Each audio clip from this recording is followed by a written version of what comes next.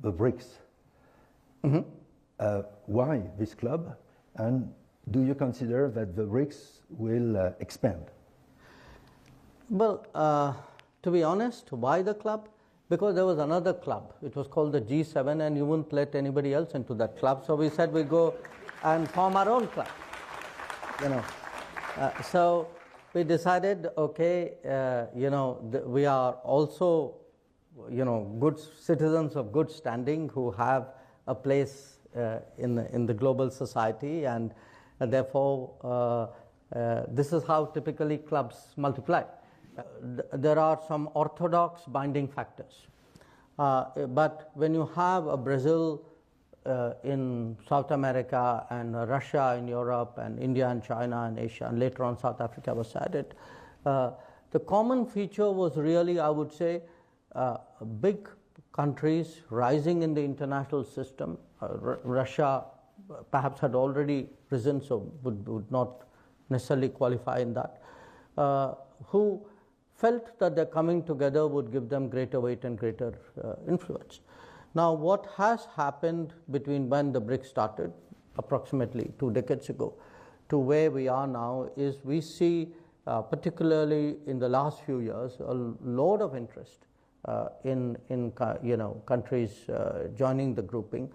We expanded the BRICS. We took the decision to expand the BRICS last year in Johannesburg, and we extended invitations to more countries, which virtually doubled the number. We will be meeting soon in Kazan next month. And we know, I mean, as I travel around the world, I frankly see more and more enthusiasm, more interest really in countries wanting to be associated in some form or the other. BRICS, of course, has itself evolved. I mean, in all of this, we've also created a bank, the New Development Bank. I think in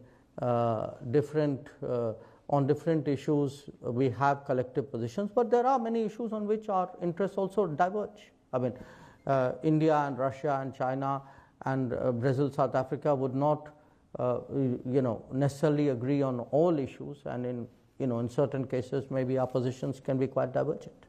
We don't see why the BRICS was necessary, given the fact that the G20 exists. But I heard your answer. Yeah, but I must tell you, I'm still struck by how insecure the North is when you speak about the BRICS. Somehow, something seems to get under people's skin.